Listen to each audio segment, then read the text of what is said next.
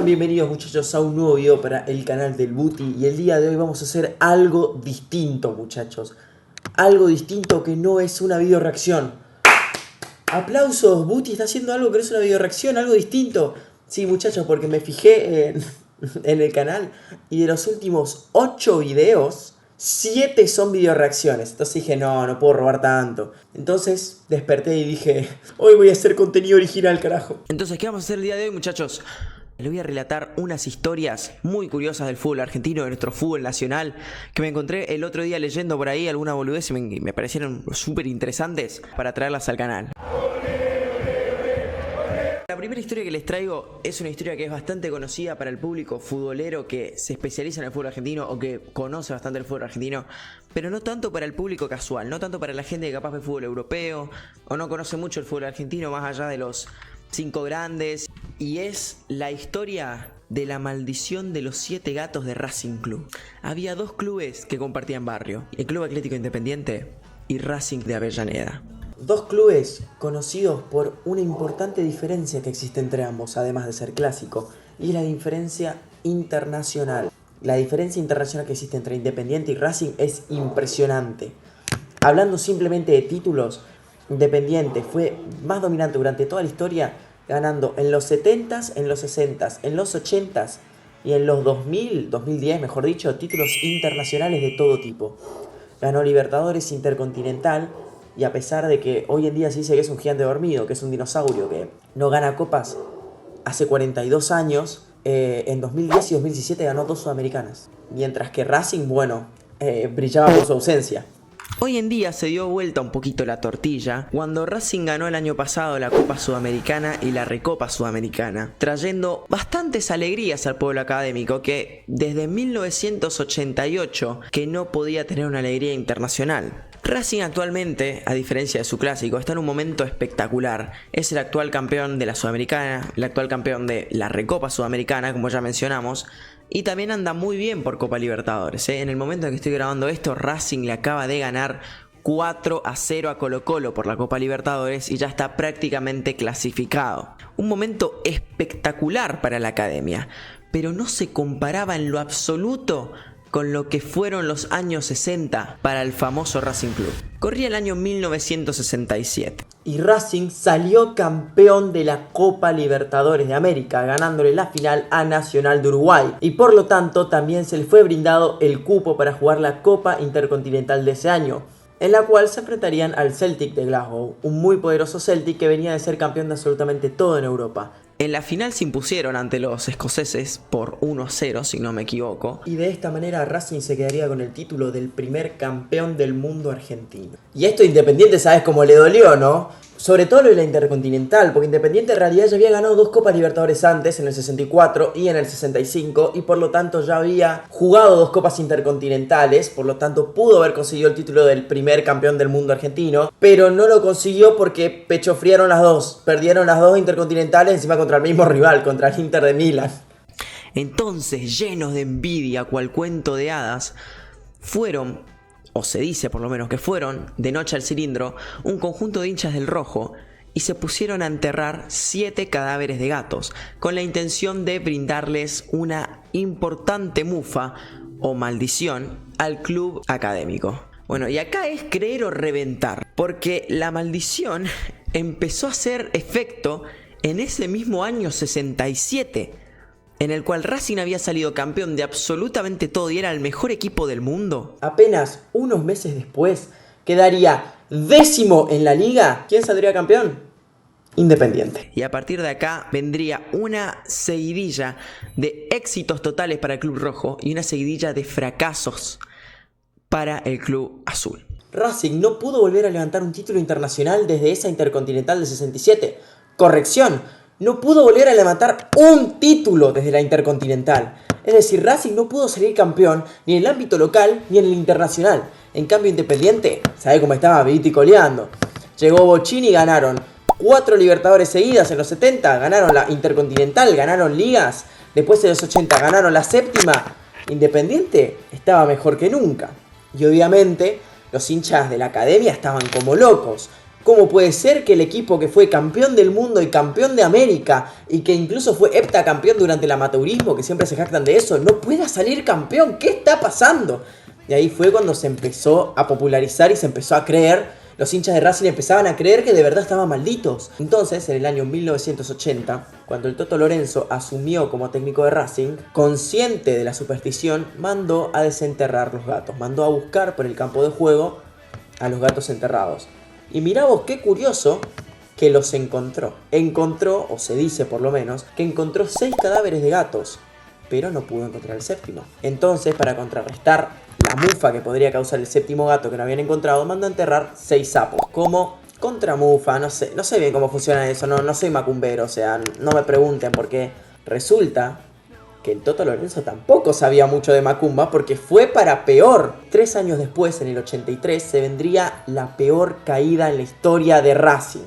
Después de perder sus últimos 2 partidos de liga contra Racing de Córdoba y el clásico en la última fecha contra Independiente por 2-0, Independiente se coronaría campeón del torneo argentino y Racing descendería a segunda división, muchachos.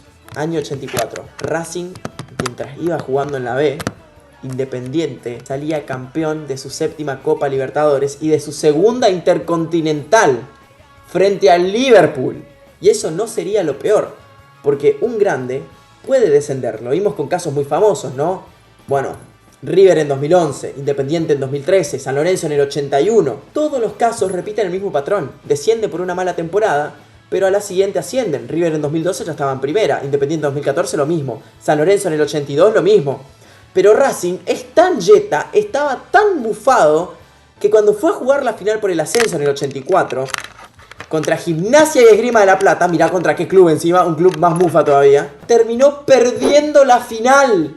Perdió la final y quedó condenado a rondar por la B un año más. O sea, Racing pasó 2 años en la B, recién en el 85 pudo ascender. Y luego de esto, Racing siguió pasando sin pena ni gloria por los torneos, por las Libertadores, a pesar de que ganó una Copa Internacional, su último título internacional en el 88, que fue una Supercopa. Pasarían los años y seguiría la mala racha de Racing hasta el año 2001, donde el Coco Basile asume como nuevo técnico. Acá me equivoqué, el técnico que asumió en Racing no fue el Coco Basile, sino que fue Mostaza Merlo. Y manda que se continúe la búsqueda por el 7º gato, y esta vez sí lo encuentran, y una vez retiran el cadáver del 7º gato, Racing vuelve a salir campeón, cortando la racha en el año 2001. Bueno, seguimos con las historias, muchachos. En esta tenemos como protagonista al famoso, aunque extinto también, Club Alumni. Un club que es muy reconocido en el fútbol argentino, a pesar de que dejó de existir en 1912. Porque fue conocido como el verdadero primer grande, un club que en el amateurismo era una locura y si no me equivoco ganó 5 ligas seguidas. Ganó un total de 11 ligas en tan solo creo que menos de 20 años de existencia. Fue una completa locura el Club Alumni, Y esta historia que les relato fue cuando vencieron a Belgrano sin arquero. Ocurrió en 1906 y Alumni se enfrentó a Belgrano, quien era un rival muy inferior. Entonces, en un acto de soberbia de parte de los hijos de mil putas de Alumni, dijeron, ¿sabes qué? Al uno que está ahí en el arco, lo mandamos de 9, lo mandamos de delantero. Y jugaron sin arquero, pero no es que jugaron con un... Por ejemplo, River con Enzo Pérez, que como estaban todos enfermos de COVID, lo mandaron a Enzo Pérez al arco, que era un jugador. No, directamente jugaron sin arquero, arco vacío. Y acá, seguramente capaz están pensando de que no, de que Belgrano aprovechó esto y los derrotó. Que David venció a Goliat. Nada más lejos de la realidad. Se dice que Belgrano ni siquiera pateó al arco y perdieron 9-0. Un caso de soberbia que le salió muy bien a Alumni. La siguiente historia que les tengo que presentar, muchachos, es una historia que nos tiene de protagonista al Club Atlético Boca Juniors y habla del mayor botón de la historia. ¿Vieron ese compañero que en el secundario les botoneaba que nadie hizo la tarea, nadie estudió para un examen? Era el típico que decía, profe, ¿sabían que había tarea? ¿Sabían que había examen? Y todo el mundo lo odiaba y lo quería cagar a trompadas y lo querían colgar de un puente. Es algo parecido. Y es que esta historia nos relata al jugador de Boca que fue expulsado por su propio capitán. Corría el año 1914 y se jugaba el partido de Boca contra Comercio. En el equipo Xeneize debutó un 9 llamado Fuentes, que era algo particular. Y es que le gustaba pegar mucho y muy duro, incluso cuando no tenía la pelota. Parecía que más que buscar goles, más que buscar la pelota, buscar los espacios entre los defensas, buscaba matar a los defensas el tipo. Las crónicas del momento incluso indicaban que mejor tendría que estar arriba de un ring, porque se la pasó pegándole a los pobres jugadores del Comercio, incluso cuando no tenían la pelota. O sea, imagínate, vos estás ahí tranquilo marcándolo y el chabón va y te mete un codazo, te mete una patada, porque sí, porque le pintó.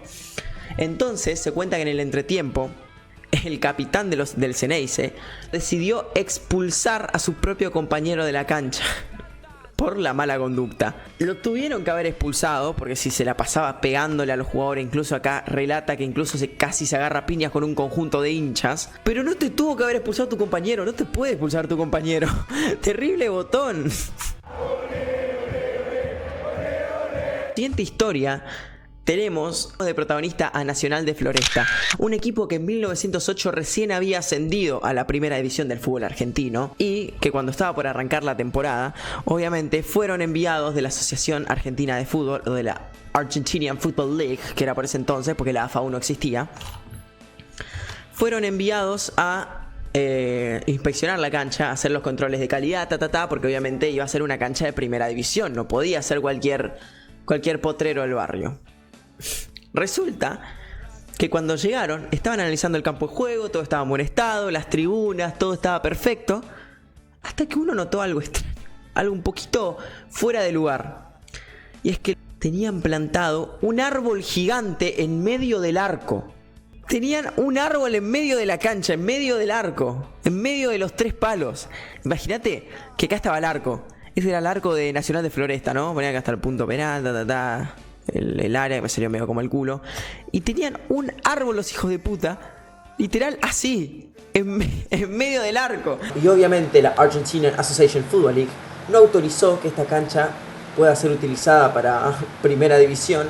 Entonces lo que hizo fue convocar una asamblea donde acordaron desafiliar momentáneamente al club de primera división.